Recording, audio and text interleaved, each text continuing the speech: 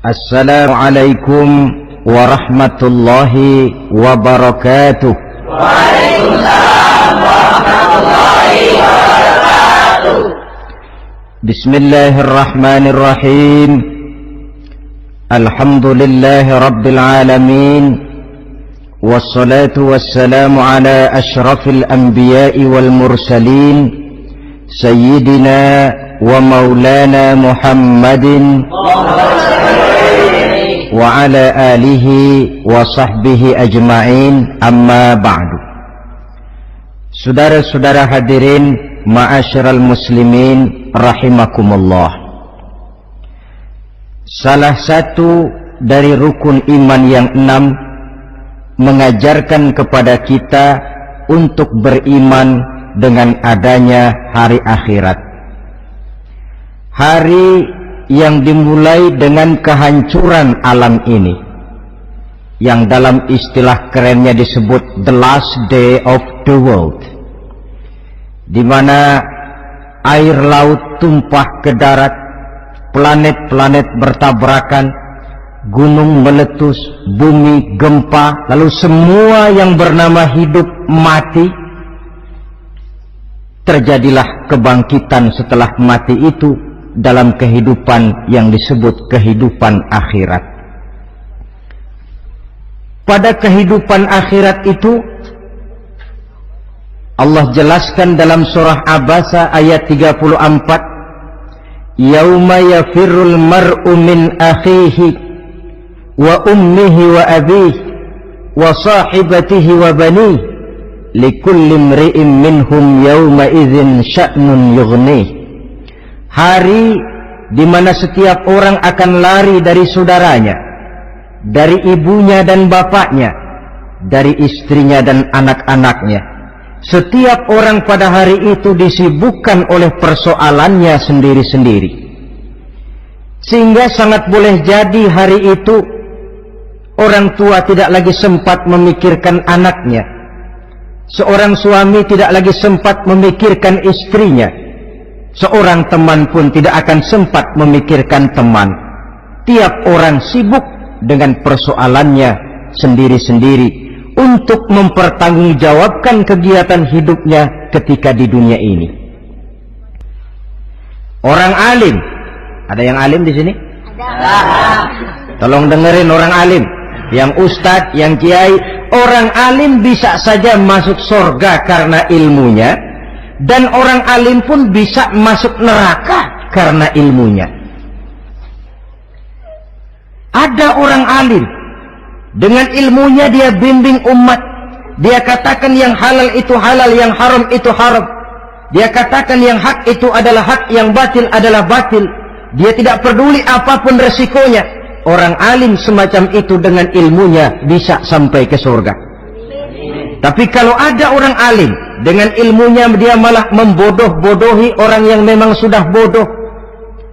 Yang halal dibilang haram, yang haram dibikin remeng-remeng. Menjadi penjilat kesana kemari. Orang alim semacam itu bisa masuk neraka karena ilmunya. Begitu juga pejabat, pemimpin. Kalau dengan jabatannya sebagai pemimpin dia berlaku adil, menaungi rakyatnya, orang besar salah dihukum, orang kecil salah juga dihukum.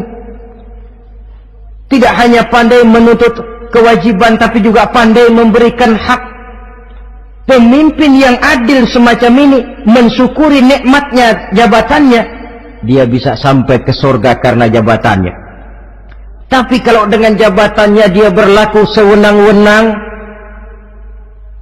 yang besar salah didiamkan, yang kecil salah segera ditegakkan hukum, hanya pandai menuntut kewajiban dari rakyatnya tapi tidak pandai memberikan hak, maka pemimpin semacam ini lantaran tidak pandai mensyukuri nikmat, bisa saja nikmat itu berubah menjadi azab. Oleh karena itu saudara-saudara, pemimpin menaungi rakyat, pantas kalau di akhirat nanti Allah langsung menaungi beliau. Siapa pemimpin? Tiap kita. Bapak pemimpin di rumah tangganya, ibu pemimpin bagi anak-anaknya, Pak Pak Lurah memimpin di kelurahannya, Pak Camat memimpin di kecamatannya, pemuda pemimpin bagi dirinya sendiri, akan dimintakan pertanggungan jawab. Kalian para remaja yang hadir di sini memimpin dirimu sendiri. Kau akan ditanya, tanganmu kau lebih banyak gunakan buat apa? Kakimu lebih banyak kau bawa jalan kemana? Lidahmu lebih banyak membicarakan apa? Dan hari pertanggungan jawab nanti kalian jangan berharap akan ada saksi dari luar. Saksinya anggota badan kita sendiri. Dalam surah Yasin Allah jelaskan, Al-yawma nakhtimu ala afwahihim wa tukallimuna aydihim wa tashhadu arjuluhum bima kanu yaksibun. Ada kan di surah Yasin? Ayat berapa? Pokoknya Yasin dah. Daripada repot-repot, pokoknya Yasin gitu aja biar urusan lancar. Al-yawma nakhtimu ala afwahihim. Pada hari itu kami kunci mulut mereka. Jadi tidak pandai lagi mulut ini bicara. Wa tukallimuna aydihim, tangan-tangan mereka yang akan bicara kepada kami. Wa tashhadu arjuluhum, kaki mereka akan memberikan kesaksian bima kanu yaksibun, terhadap apa saja yang telah pernah mereka lakukan dalam kehidupan di dunia ini. Hari pertanggungan jawab.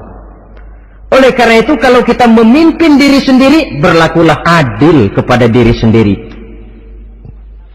Nah, lalu masalahnya memang kita mesti adil kepada siapa saja sih? Ada 3 hal pokok yang kita harus berlaku adil. Pertama, adil kepada Allah. Yang kedua, adil kepada sesama makhluk. Dan yang ketiga, adil kepada diri sendiri. Adil kepada Allah artinya apa? Mendahulukan hak Allah daripada kepentingan pribadi. Kalau sudah datang waktu sholat asar misalnya, walaupun sedang enaknya latihan voli, berhentilah dulu sebentar. Sholat kita adil kepada Allah. Adil kenapa? Dalam contohnya dengan sholat misalnya, sholat itu kan sehari semalam 5 waktu yang wajib. Betul apa betul? Betul. 5 waktu. Lah sholat itu kalau sholat bagus taruhlah 7 menit. Kalau sholatnya itu kilat 4 menit. Ada lagi yang kilat khusus, nggak pakai perangko, 2 menit barangkali selesai. Taruhlah 5 menit kita ambil yang bagus. Kalau 5 waktu kali 5 menit kan cuma 25 menit. Sementara Allah memberikan kita hidup ini 24 jam sehari semalam. Cuma 25 menit diminta untuk ibadah kepadanya. Tidak sanggupkah kita berlaku adil? 25 menit ini untuk menghadapmu ya Allah, sementara engkau telah memberikan restannya 23 jam 35 menit untuk hidup dalam sehari semalam. Mendahulukan hak Allah daripada kepentingan pribadi. Adil kepada Allah. Adil kepada yang kedua, adil kepada sesama makhluk. Adil kepada manusia, adil kepada binatang, adil kepada alam.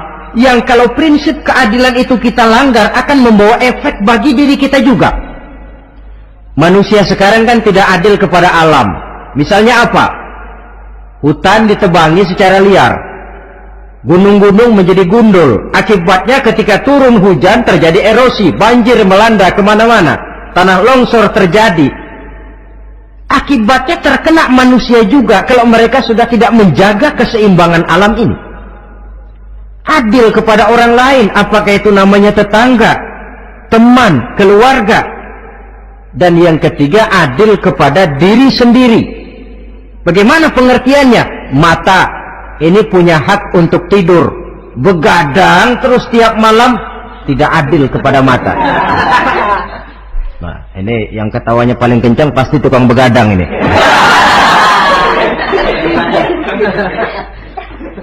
Perut ini punya hak untuk tidur, puasa saja siang malam, mengurangi hak perut.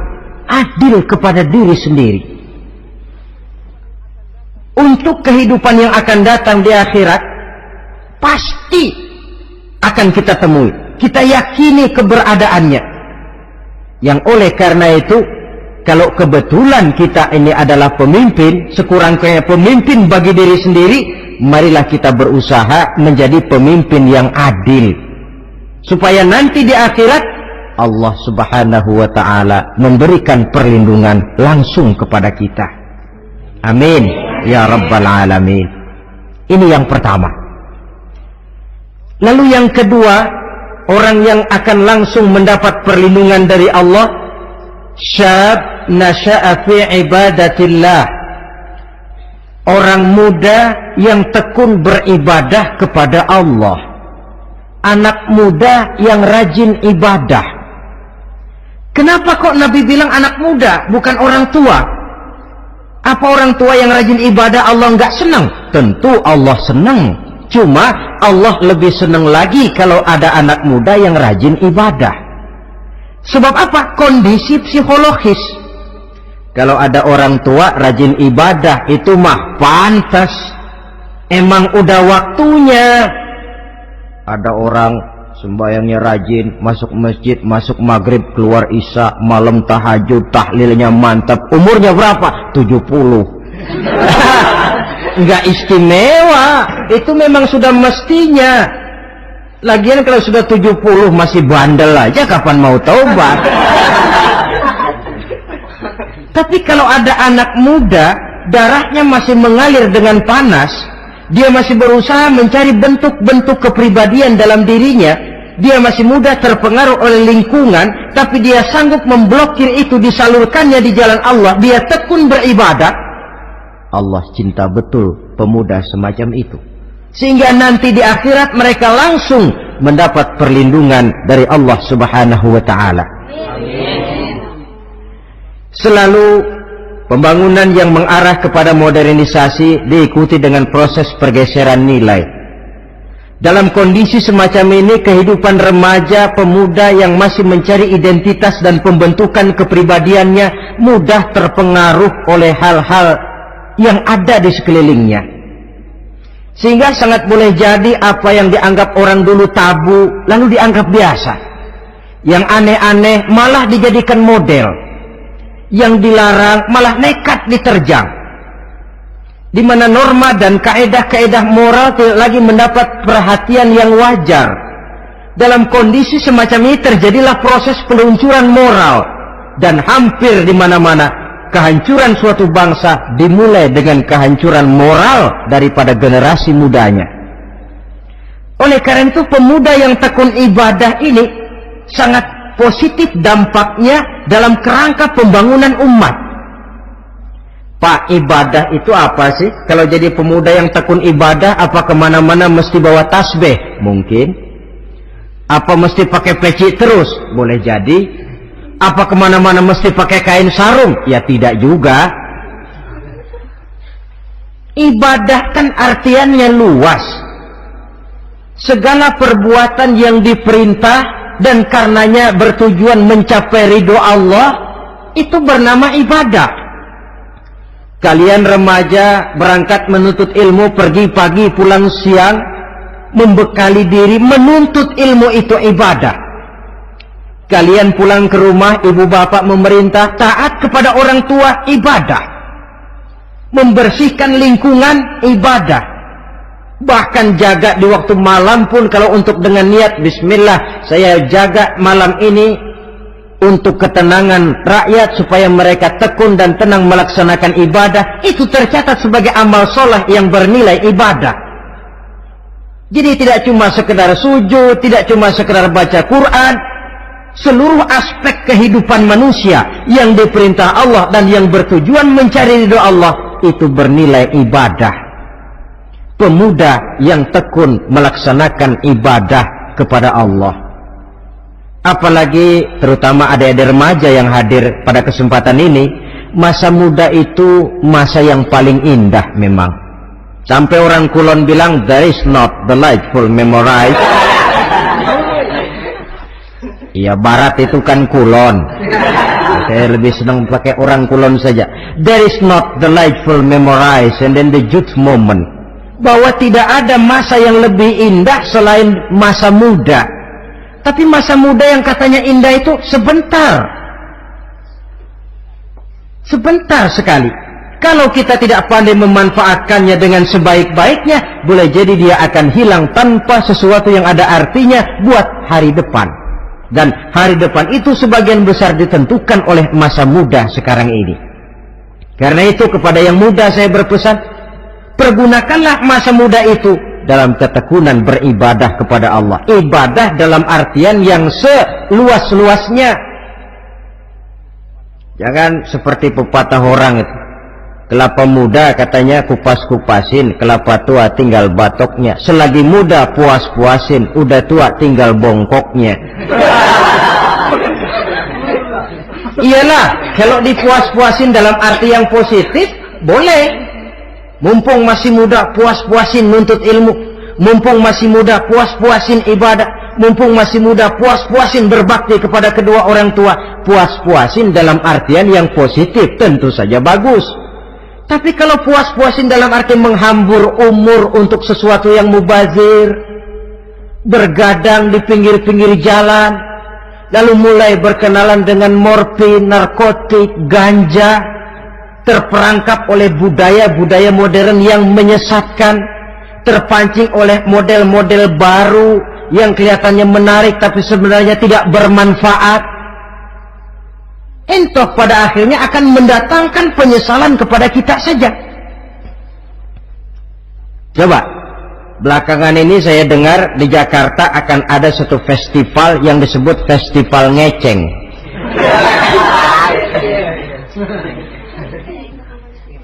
Ngeceng ini kalau bahasa gampangnya nampang.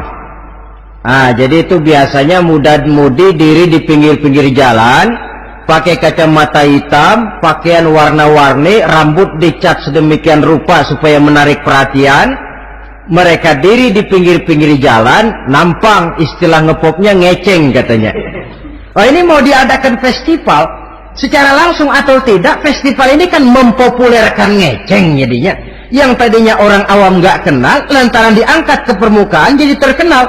Kalau sudah terkenal lalu jadi mode, kalau sudah jadi mode, latahan. Boleh jadi nanti akhirnya ngeceng masuk desa. Bukan cuma sekedar abri masuk desa, bukan cuma sekedar koran masuk desa, ngeceng pun bisa saja masuk desa. Banyak saluran-saluran positif yang sesuai dengan kreativitas jiwa remaja, ketimbang mengadakan sesuatu yang tidak ada manfaatnya, ketimbang menghabiskan umur untuk sesuatu urusan yang mubazir. Sedangkan umur bukan jatah gratis tanpa batas waktu. Ada pertanggungan jawab. Umurmu kau habiskan di mana? Masa mudamu kau selesaikan di mana? Itu akan dimintakan pertanggungan jawab. Nah, pemuda yang tekun ibadah kepada Allah, dampak positifnya apa? Dia punya sandaran vertikal kepada Allah. Jiwanya besar, jiwanya mandiri. Dan ini yang kita perlukan. Pemuda yang siap jadi pelopor, bukan pengekor. Pemuda yang sanggup mandiri dan bukan membanggakan keturunan leluhurnya. Kata pepatah, wa khairun nasi dzu syarafin qadimin aqama li nafsihi syarafan jadida wa syarrun nasi dzu khumulin idza fakhartahum zakarul jaduda. Generasi yang baik adalah generasi yang punya kejayaan masa lalu, dan buat mereka sendiri mereka mampu mendirikan kejayaan yang baru. Artinya nenek moyangnya memang orang-orang terhormat, tapi dia mampu mandiri mendirikan kehormatan itu bagi pribadinya. Sebaliknya, generasi yang paling jelek adalah generasi pemalas, yang kalau orang lain kelihatan lebih hebat, dia sebut-sebut nenek moyangnya. Lu sih belum apa-apa, bapak gua dong, bapak gua katanya. Lu sih belum apa-apa, om saya dong, tante saya dong. Kerjanya cuma membangga-banggakan leluhur, dia sendiri tidak ada apa-apanya. Ini generasi yang paling jelek. Kalau orang kelihatan lebih hebat, dia sebut leluhurnya, sementara dia sendiri nol nilainya, tanpa ditunjang oleh fasilitas leluhurnya. pasukan pemuda mandiri macam ini yang kita perlu. Bukan sekedar pasukan pemuda oke bos, kulunuwun, yes sir, yes man, kumaha juragan wae.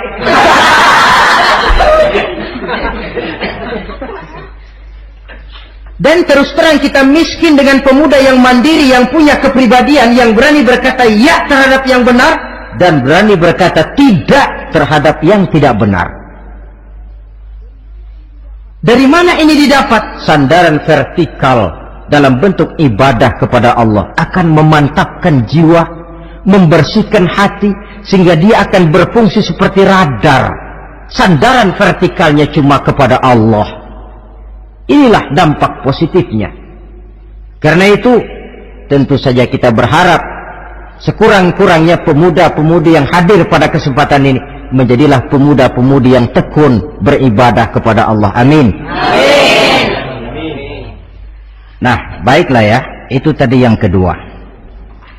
Kita lanjutkan sekarang yang ketiga, orang yang akan langsung mendapat perlindungan dari Allah. Kata Nabi, rajulun qalbuhu mu'allakun bil masjid.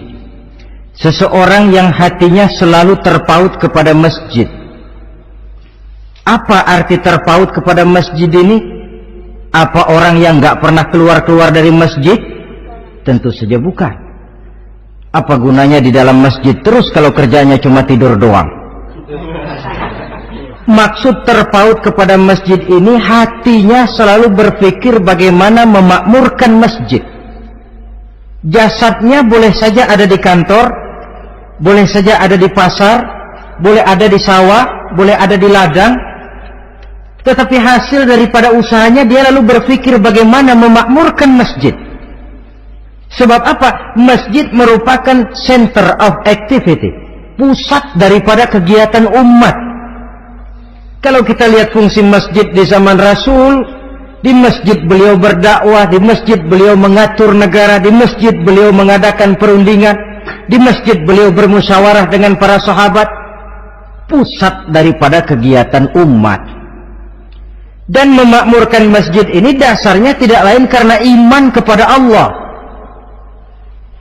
Prinsipnya bagaimana kita menghidupkan masjid dan bukan mencari hidup di masjid. Kalau sudah prinsipnya dibalik, bukan menghidupkan masjid tetapi mencari hidup di masjid, saya khawatir masjid akan ambruk. Nyatanya kadang-kadang masjid kita ini fungsinya belum maksimal. Kadang-kadang ada kok masjid yang bukanya cuma seminggu sekali. Jumat pagi jam 9 masjid buka, Jumat jam 2 tutup, buka-buka lagi Jumat depan. Seminggu sekali. Kelemahan lainnya manajemen masjid, terus terang sajalah kita bicara. Kadang-kadang pengelolaannya ketua masjid bapaknya, khotib mantunya, sekretaris ponakannya, imam Bilal cucunya. Gak ada orang lainnya. Ya kalau bagus kepengurusannya tidak apalah. Tapi kadang-kadang kelemahannya ialah bagaimana menciptakan manajemen masjid yang baik sehingga masjid bisa berfungsi sebagaimana fungsinya di zaman Rasulullah Sallallahu Alaihi Wasallam. Apalagi belakangan ini ada kecenderungan yang membuat kita optimis, gembira. Remaja, pemuda, pemudi mulai gemar datang ke masjid. Berkumpul membentuk remaja masjid, remaja musola, mengadakan kegiatan majelis taklim yang mingguan, yang bulanan, aksi sosial, yang semuanya bermuara dari kehidupan masjid. Sesuatu yang menggembirakan. Dan sudah sepatutnya para pengelola masjid membuka pintu untuk bisa mengatur masjid menurut manajemen yang diharapkan oleh umat. Karena bagaimanapun di masjid dua jalur komunikasi, bahasa kerennya two-way traffic communication, itu bisa kita laksanakan, yaitu hablum minallah wa hablum minan nas. Berhubungan kepada Allah dan berhubungan kepada sesama manusia bisa terlaksana di masjid. Berhubungan dengan Allah jelas saja lewat sholat misalnya. Berhubungan dengan sesama manusia jelas saja lewat musyawarah, lewat majelis taklim, lewat kegiatan-kegiatan yang mensyiarkan agama. Dan begitu selanjutnya. Saudara hadirin yang saya hormati, memakmurkan masjid sebagai rumah Allah. Sebab dalam hadis kursi Allah katakan, inna buyuti fil ardi al masajid wa inna zuwari fiha ummaruha. Rumahku di permukaan bumi adalah masjid-masjid, kata Allah. Dan orang-orang yang memakmurkan masjid, orang yang datang ke masjid adalah tetamuku. Kalau Allah memerintahkan kita menghormati tamu, tentu Allah lebih tahu bagaimana menghormati tamunya sendiri. Allah mengajarkan kita, hormatilah tamumu.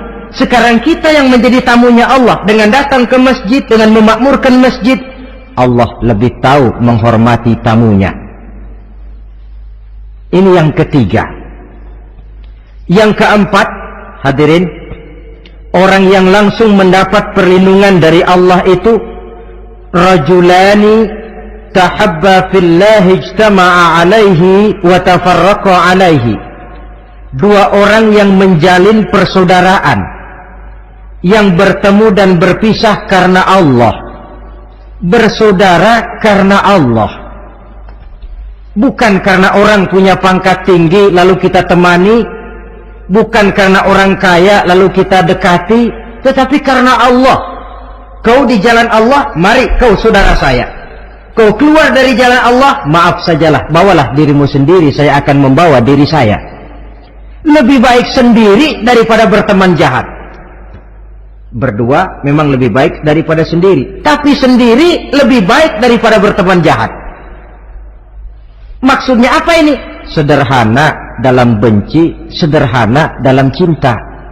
Ukurannya Allah. Al-Quran mengisyaratkan, wa asa an tuhibbu syai'an wa huwa syarrul lakum, wa asa an takrahu syai'an wa huwa khairul lakum. Sangat boleh jadi, kata Allah, kamu menyenangi sesuatu padahal akibatnya tidak baik bagi kamu. Dan sangat boleh jadi kamu membenci sesuatu padahal akibatnya baik bagi kamu. Nah, mari kita lihat.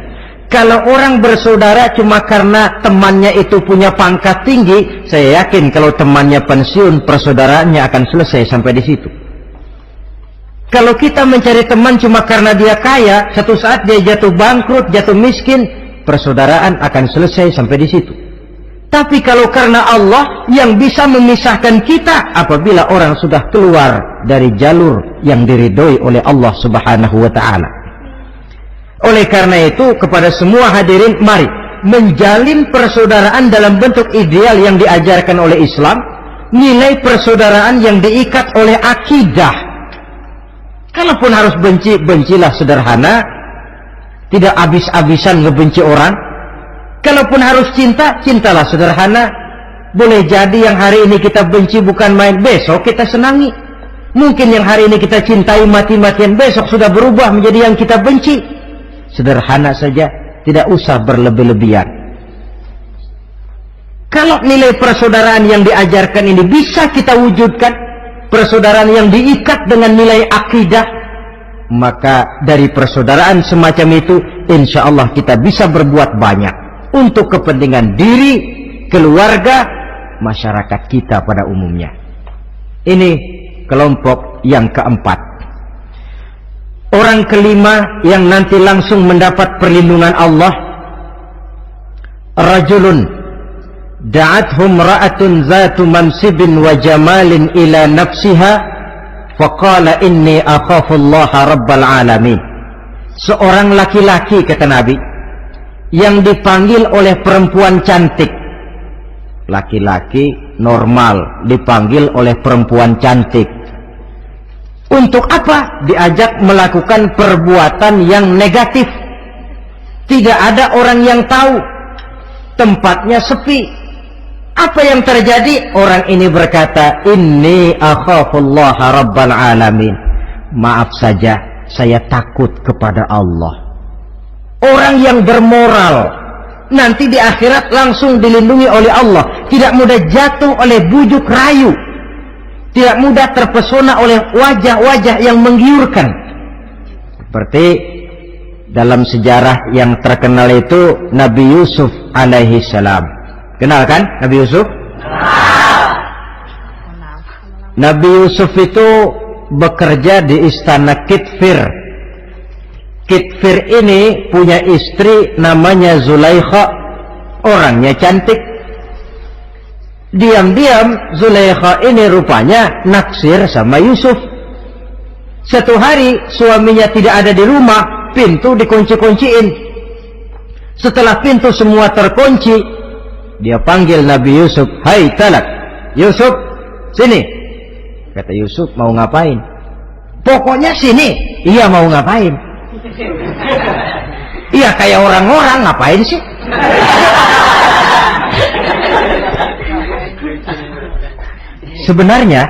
Sebenarnya ini Zulaikha senang kepada Yusuf, Yusuf pun demikian. Walaqad hammat bihi wa hamma biha. Zulaikha menyenangi Yusuf, Yusuf pun menyenangi Zulaikha. Tapi apa? Walaula an ra'a burhana rabbih. Andai kata Yusuf tidak melihat peringatan Tuhannya, letter S. Yusuf, ini bukan pekarangan ente, dilarang parkir di sini. Sehingga walaupun tidak ada yang tahu, tidak ada yang melihat, Nabi Yusuf selamat dari bujuk rayu Zulaikha. Mempertahankan nilai-nilai moral di tengah kemajuan zaman memang merupakan pekerjaan yang tidak ringan, merupakan pekerjaan yang sangat berat. Akan ada saja cobaan, akan ada saja gangguan yang kita temui di sepanjang perjalanan hidup ini. Tapi sebaliknya, kalau orang sudah tidak lagi menjunjung moral yang tinggi, lalu hidup menurut selera sendiri-sendiri, ya kita lihatlah lahirnya kebudayaan kumpul kebo yang diawali dengan free sex yang mengarah kepada samenleven alias hidup bersama tanpa nikah. Memang sebabnya boleh jadi macam-macam. Mungkin karena broken home, nggak merasa diperhatikan di rumah, ibu bapak sibuk, lalu anak mencari kesibukan sendiri. Mungkin karena tekanan ekonomi dalam kehidupan miskin, lalu ada yang menawarkan kerjaan, tidak taunya malah dilemparkan ke lembah hitam. Mungkin juga karena pengaruh pergaulan dari lingkungan baik-baik, lalu berteman dengan yang tidak baik, hanyut di telan arus pergaulan. Mungkin juga pengaruh kebudayaan yang dia tonton, buku yang dia baca, film yang dia lihat, ikut mewarnai dan membentuk kepribadiannya. Tapi apapun alasannya, satu hal yang jelas, semuanya berangkat dari rapuhnya pegangan orang kepada nilai-nilai agama. Sebab sumber nilai moral yang tertinggi tidak lain agama adanya. Intinya apa? Intinya tidak lain orang yang beragama itu meyakini bahwa kemanapun dia pergi, dimanapun dia berada, Allah selalu melihat yang dia lakukan. An ta'budallaha ka'annaka tarahu fa illam takun tarahu fa innahu yaraka. Begitu yang kita pelajari dalam ihsan. Engkau beribadah kepada Allah seolah-olah kau lihat Allah. Kalaupun Allah tidak kau lihat, yakinlah Allah melihatmu. Jadi kalau saya sendiri, yang kedua itu Allah. Dibujuk rayu oleh cewek cakep, "Ayo dah bang, gak ada orang, kita cuma berdua." Dia bilang, "Enggak, kita enggak berdua, bertiga." "Berdua bang?" "Bertiga." "Yang ketiga siapa?" "Lu, gue, Allah, tiga."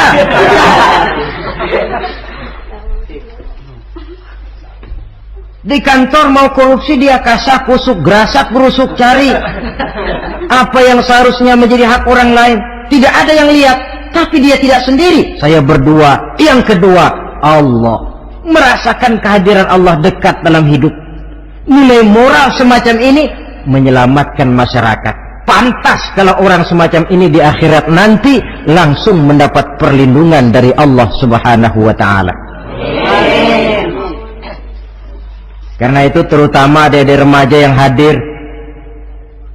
sebenarnya yang paling mahal dalam hidupmu adalah harga dirimu. Kalau itu sudah terjual dan tergadai, apalagi yang bisa kau banggakan dalam hidup ini? titel yang berenteng barangkali, harta yang banyak, mobil yang serba berkilat barangkali, tidak akan banyak manfaatnya kalau sudah dimulai dengan kehancuran daripada harga diri. Tidak ada yang lebih mahal daripada harga diri. Jagalah itu baik-baik, pelihara nilai-nilai moral. Makin pandai kau jaga diri, insya Allah makin mahal hargamu dalam pandangan manusia, lebih-lebih juga dalam pandangan Allah. Pantas kalau pepatah bilang innamal umamul akhlaqu ma baqiyat fa in zahabathum akhlaquhum zahabu. Suatu bangsa akan tegak kalau dia masih punya nilai moral. Bila hancur moral itu, hancur jugalah ketegakan daripada bangsa itu sendiri. Ini yang kelima. Yang keenam, masih dua lagi. Orang keenam yang nanti akan langsung mendapat perlindungan dari Allah, rajulun zakarallaha khalian fafadat ainahu. Seseorang yang mengingat Allah dalam kesunyian, lalu berlinang air matanya. Tengah malam dia bangun, bertahajud dia kepada Allah, gemersik tikar tersentuh tangan, laksana lambayan tangan malaikat maut nak datang merenggut nyawa. Terbayang segala dosa dan kesalahan, tergambar semua kekeliruan yang dilakukan dalam hidup. Lalu air mata pun tanpa terasa berurai membasahi pipi. Orang yang mengingat Allah dalam kesunyian. Saudara, tidak ada orangnya itu yang tidak punya dosa. Coba saya mau tanya, yang kumpul di sini ada nggak orangnya yang nggak punya dosa? Tidak ada. Dan memang orang yang baik itu bukan orang yang tidak punya dosa, sebab tidak ada orang yang tidak punya dosa. Orang yang baik adalah orang yang apabila dia melakukan dosa, dia segera sadar, dijadikannya itu sebagai pelajaran untuk tidak diulanginya lagi pada masa yang akan datang. Dengan kata lain, mengingat Allah dalam kesunyian itu artinya bertaubat. Ini kan anak muda sekarang nih, kalau diajak bicara taubat, taubat mah urusan 70 ke atas, Pak. Kita ini masih lama. Padahal masalah taubat bukan masalah tua. Masalah taubat adalah masalah dosa, dan masalah dosa adalah masalah manusia sejak dia akil balik sampai dengan kehidupannya yang sekarang. Sengaja atau tidak, besar atau kecil, ringan atau berat, tiap kita mesti mempunyai yang namanya dosa. Allah Maha penerima taubat sepanjang nafas belum sampai di kerongkongan. Jikalau nafas sudah sampai di tenggorokan, baru kita mau melaksanakan yang namanya taubat. Kasihlah itu.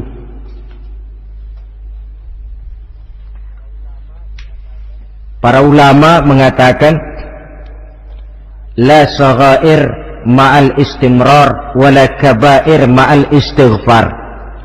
Tidak ada dosa kecil kalau ditumpuk terus, dan tidak ada dosa besar kalau diikuti dengan istighfar, permohonan ampun kepada Allah. Jadi jangan menganggap ini dosa kecil, ini dosa kecil, ditumpuk-tumpuk lah jadi gede juga. Tidak ada dosa yang kecil kalau dikerjakan terus menerus, dan tidak ada dosa yang besar kalau diiringi dengan istighfar. Dalam kehidupan ini, apabila dosa sudah bertumpuk, maksiat merajalela, munkarat menjadi-jadi, Allah tidak akan segan-segan menurunkan azab. Azabnya itu bisa dalam bentuk bencana alam, banjir namanya, kebakaran merajalela namanya, gempa bumi namanya, bendungan pecah namanya, reaktor atom bocor namanya. Namanya boleh jadi macam-macam. Sebab apa? Al-Quran memberikan jaminan, wa ma kana Allahu liyu'adzibahum wa hum yastaghfirun. Allah tidak akan menurunkan azab selama di tengah masyarakat manusia masih banyak orang yang istighfar kepada Allah. Jadi hakikatnya kita ini berhutang jasa kepada orang yang rajin sujud, rajin mohon ampun kepada Allah. Lantaran mereka barangkali azab tidak diturunkan oleh Allah. Kalau melihat banyaknya sudah munkarat dan maksiat, mengingat Allah dalam kesunyian, tengah malam, waktu yang mustajabah, terutama sepertiga malam yang akhir, situasinya lain. Nggak percaya boleh coba, nyoba kan nggak bayar. Coba kalian bangun tengah malam, tahajud, kalian akan menemukan satu suasana yang lain daripada misalnya kalau kalian sembahyang zuhur tengah hari panas terik di tengah banyak orang. Hati bergetar. Segala kekeliruan yang pernah kita kerjakan lalu terbayang, dan air mata tanpa terasa, tanpa diundang bahkan berurai membasahi pipi. Ya Allah, alangkah nikmatnya suasana macam itu, menciptakan perasaan dekat dengan Allah, terwujud kedamaian batin. Dan ini yang banyak dicari orang sekarang, yang kadang-kadang karena terlalu ingin mencari kedamaian lalu keliru jalan. Yang bertapa di goa-goa katanya nyepi dari kehidupan manusia, memencilkan diri dengan cara-cara yang mereka atur sendiri. Tidak macam itu. Quran punya resep. Ala inna bidzikrillahi tatmainnul qulub. Ketahuilah, dengan banyak mengingat Allah, hati menjadi tenang, jiwa menjadi lapang, pikiran menjadi damai. Ini resep Islam untuk mencapai ketenangan jiwa. Mengingat Allah dalam kesunyian. Saudara hadirin yang saya hormati, ini aspek daripada ibadah.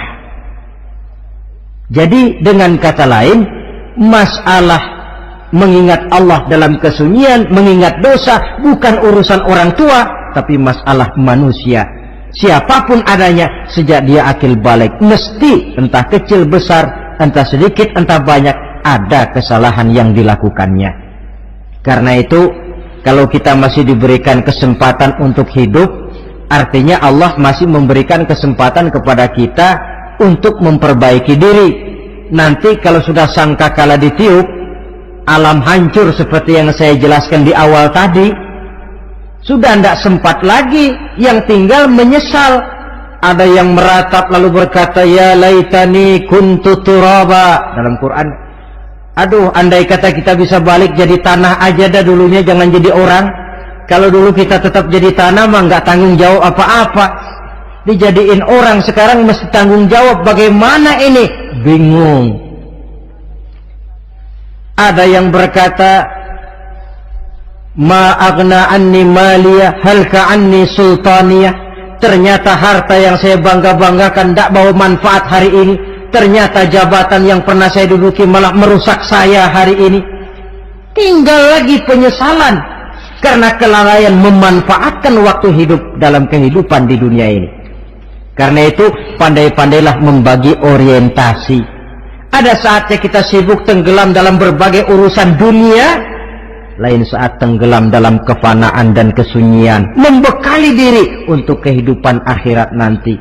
Sebentar meninggalkan dunia, rekes kepada Allah, mi'raj, naik menghadap Allah, supaya terwujud keseimbangan untuk mencapai fid dunya hasanah wa fil akhirati, kebahagiaan dan kebaikan di dunia maupun di akhirat nanti. Inilah golongan yang keenam, orang yang langsung mendapat perlindungan Allah, yang mengingat Allah dalam kesunyian. Yang ketujuh, yang terakhir, orang yang langsung mendapat perlindungan dari Allah di akhirat nanti, rajulun tasaddaqa bi sadaqatin fa'akhfaha hatta la ta'lama shimaluhu ma tunfiqu yaminuhu.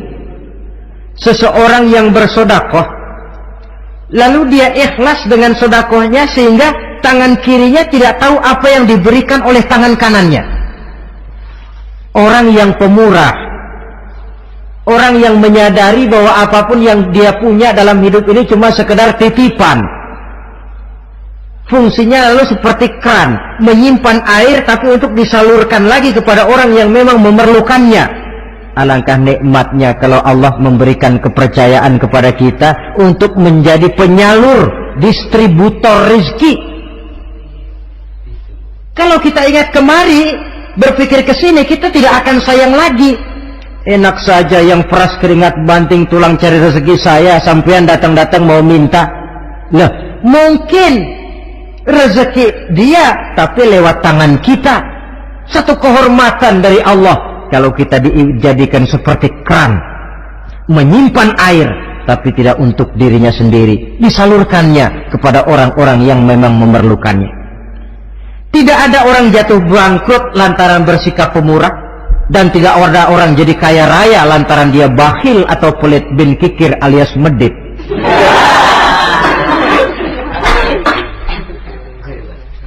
Dalam kitab Riyadhus Shalihin kita baca tiap pagi ke alam ini turun 2 malaikat. Cuma kita nggak tahu. Dua-duanya berdoa. Yang sebelah kanan berdoa, yang sebelah kiri berdoa. Kata yang sebelah kanan doanya tiap pagi ini. Kata yang malaikat yang satu dia berdoa, Allahumma a'ti munfiqan khalafa.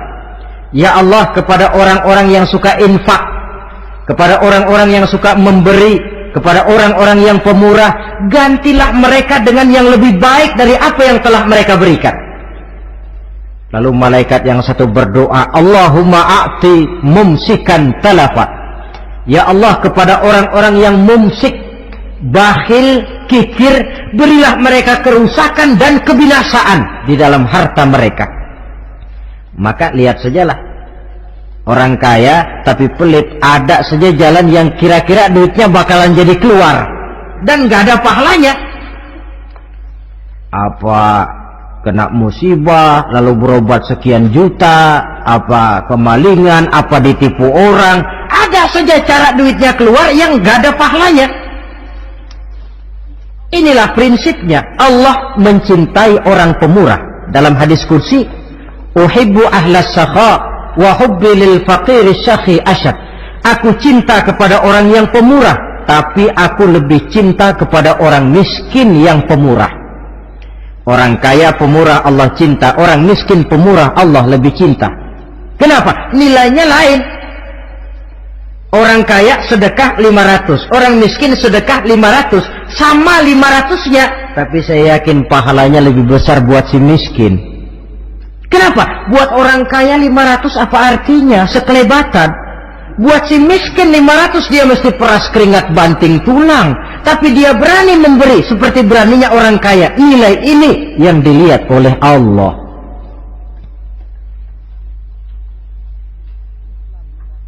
Islam mengakui hak milik pribadi, tapi harus berfungsi sosial. Di dalam harta yang kita miliki itu ada haknya masjid, ada haknya yatim, ada haknya madrasah. Dan Allah Subhanahu wa ta'ala bisa, saya katakan di awal tadi, merubah nikmat menjadi azab kalau kita tidak pandai mensyukurinya. Bersyukur kalau diberikan harta artinya mempergunakan harta itu sesuai dengan kehendak yang memberinya. Allah memberikan harta kepada kita. Apa yang Allah kehendaki? Supaya harta itu berfungsi sosial. Milik pribadi silahkan, tapi berfungsi sosial dalam kehidupan. Kita terus terang saja, umat Islam ini bukan tidak punya potensi, tapi tidak pandai menginventarisir potensi. Apa tidak ada orang Islam yang kaya? Banyak. Yang belum banyak yang mau berbuat atas nama dan untuk kepentingan agamanya. Kalau buat pribadinya berani bukan main. Itulah yang sering diungkapkan orang, pembangunan pesantren terlunta, ya, asrama yatim piatu tidak terurus. Ada orang membangun masjid, meletakkan batu pertama sekaligus jadi batu terakhir. Setelah itu la yamutu wa la yahya, mau dibilang hidup tidak kelihatan geraknya, mau dibilang mati pun tidak ketahuan kuburannya. Kurangnya kesadaran akan arti amanah dan titipan dari Allah. Lahirlah Korun-Korun abad 20. Kalian tahu sejarah Korun? Saking kayanya Korun, kunci gudang hartanya itu saja onta yang bawa. Itu baru kunci itu, onta yang bawa. Ketika orang tanya, anna laka hadza ya Korun, hartamu begini banyak dari mana kau dapat Korun? Ya saya usaha, tidak ada hubungannya sama Tuhan katanya. Apa yang terjadi? Lantaran kekurang ajarannya melupakan nikmat, Korun dan seluruh harta bendanya ditenggelamkan Allah oleh gempa bumi. Makanya orang sekarang kalau dia macul ketemu harta, apa katanya? Gue dapat harta karun. Peninggalan si Korun itu barangkali dahulunya.